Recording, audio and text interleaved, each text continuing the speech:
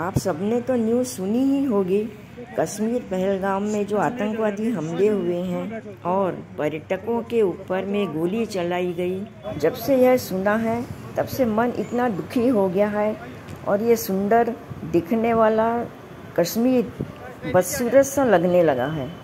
थोड़ी देर के लिए तो दिमाग काम ही नहीं किया, क्योंकि मुझे ट्यूलिप गार्डन देखना था, इसलिए हम लोग अप्रैल के फर्स्ट वीक में चले गए। मैं कश्मीर ट्रिप का वीडियो बना रही थी और जब इस दुखद घटना को सुना तो बनाने की इच्छा ही नहीं हुई। 2-3 दिन तो मेरा ऐसे ही निकल गया। कश्मीर को कुदरत ने इतना सुंदर बनाया है कि सबकी इच्छा होती है कि एक बार इसे जाकर जरूर देखें। वैसे तो कश्मीर बहुत ही सुंदर है, पर यह क्या, स्वर्ग में जगह जगह पर स्कैम ही चल रहे हैं, चाहे सोनमर्ग हो, गुलमर्ग हो या पहलगाम।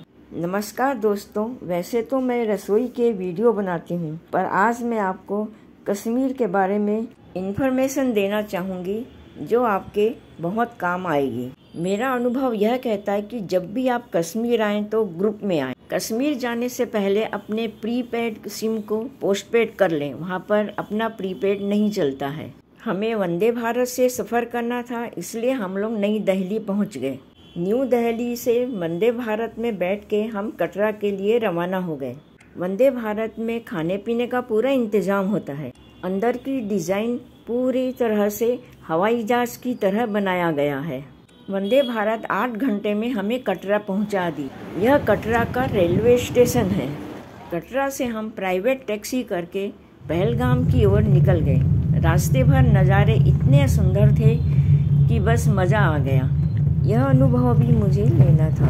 रास्ते में हम नाश्ता पानी के लिए एक ढाबे में रुके, जहाँ से सिनहरी बहुत ही मस्त थी। 9 किलोमीटर सुरंग से होते हुए और भी छोटी छोटी कई सुरंगों से होते हुए हम पहुँच गए पहलगाम के होटल में। होटल के सामने के नज़ारे बहुत ही सुंदर थे। सामने लेडा नदी बह रही थी और सामने थे ब्यूटीफुल पहाड़ों की रेंज, जहाँ पे ऊपर में थोड़ी थोड़ी सी बर्फ जमी हुई थी। बिल्कुल ऐसा लग रहा था जैसे बचपन में अपन पेंटिंग करते थे, पहाड़ और पहाड़ के नीचे नदी। पहलगाम में देखने के लिए प्रमुख 4 चीजें हैं, बैसरन वैली और ABC valley. Private taxi stand के पास में ही ये जो लिस्ट दिखाई दे रही है, उसी के अनुसार से गाड़ी बुक करनी पड़ती है। घोड़े में बैठकर उबड़ खाबड़ रास्तों से होते हुए बैसरन वैली जाना पड़ता है, जो कि हमें पसंद नहीं है क्योंकि घोड़ों को भी तकलीफ होती है, तो हम लोग बैसरन वैली नहीं गए। ABC वैली जाने के लिए ऑफिस में बात करनी पड़ती है कि हमको कौन सी गाड़ी से जाना है और कहाँ जाना है, और फिर जब वो बुक कर देता है उसके बाद में अपन निकल जाते हैं। ज़्यादा जानकारी के लिए आप गूगल में सर्च कर सकते हैं। अच्छा, यहाँ पर स्कैम क्या हुआ कि ड्राइवर ने बोला कि ऑफिस में बात नहीं करना है, ये तो ड्राइवर लोग बात करते हैं ऑफिस में, और हमें बात नहीं करने दिया और बोला चलो चलो बैठो बैठो गाड़ी में बैठो बैठो, और हमें वहाँ से ले गया। पर वहाँ पे ऑफिस में बात करना ज़रूरी है, जिससे उनको मालूम पड़े कि कौन किस ड्राइवर के साथ में गया हुआ है। और हम गाड़ी से निकल पड़े पॉइंट्स देखने के लिए। सबसे पहले हमने देखा मरमेश्वर मंदिर। यह मंदिर सैकड़ों साल पुराना था, थोड़ा खंडहर भी हो गया था, और यहाँ पर शिवलिंग थी। उसके बाद हम निकल पड़े चंदनवाड़ी के लिए। रास्ते के नज़ारे आप देख सकते हैं कितने मनमोहक हैं। अच्छा, कुछ किलोमीटर जाने के बाद में बोलता है ये थोड़ी बर्फ़ दिख रही है, यहाँ पे देखो पर्यटक भी हैं, तो यहीं उतर जाओ, आगे का रास्ता बहुत ख़राब है। तो हम लोग बोले नहीं नहीं, हमें तो जाना ही है, ऊपर चंदनवाड़ी तक ही जाना है। और यह है चंदनवाड़ी। चंदनवाड़ी में उस समय बर्फ़ ही बर्फ़ थी, पूरी नीचे तक बर्फ़ आ गई थी, रोड में भी बर्फ़ थी। एटलीस्ट हम पहुंच गए चंदनवाड़ी में। चंदनवाड़ी में उस समय बर्फ़ ही बर्फ़ थी, सब जगह बर्फ़ लगी हुई थी, क्योंकि कुछ दिन पहले ही बर्फ़ गिरी। तो सब कोई को बहुत ही मज़ा आ गया, सब बहुत मज़े कर रहे थे बर्फ़ के अंदर में। एक साइड के पहाड़ में बिल्कुल बर्फ़ नहीं थी और दूसरे साइड में देखिए बर्फ़ ही बर्फ़ थी। तो यह नज़ारे तो कश्मीर में ही देखने को मिलेंगे।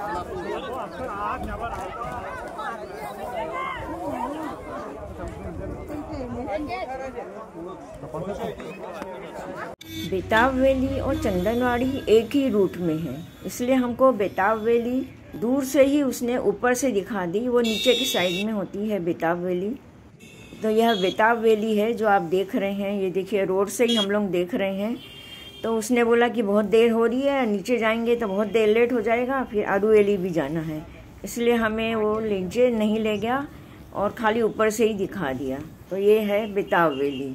और फिर हम निकल पड़े आरू वैली की तरफ। अच्छा, आरू वैली की पॉइंट की तरफ जाने के बीच में ही वो बोलता है कि बस ये सब आरू वैली है, यहाँ पर ही उतर के देख लो। ऐसा ये लोग स्कैम करते हैं।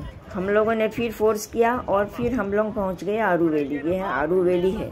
आरू वैली के एक्चुअल पॉइंट में पहुँचने के लिए 1 किलोमीटर जितना चलना पड़ता है, तब वहाँ पहुँचा जा सकता है। और ये है आरू वैली का एक्चुअल पॉइंट, जहाँ पे बहुत ही अच्छे नज़ारे हैं, चारों तरफ पहाड़ वगैरह आप देख सकते हैं। और भी पॉइंट देखने के लिए घोड़े में बैठ के जाया जाता है, जैसे 4-5 पॉइंट और दिखाते हैं, पर हमको देर हो गई थी इसलिए हम लोग और कहीं गए नहीं। वीडियो बहुत लंबी हो रही थी, इसलिए सोनमर्ग और गुलमर्ग में हम लोगों को क्या क्या परेशानियों का सामना करना पड़ा वो नहीं बता पाऊँगी, इसलिए दूसरे एपिसोड में आप उसको ज़रूर देखना।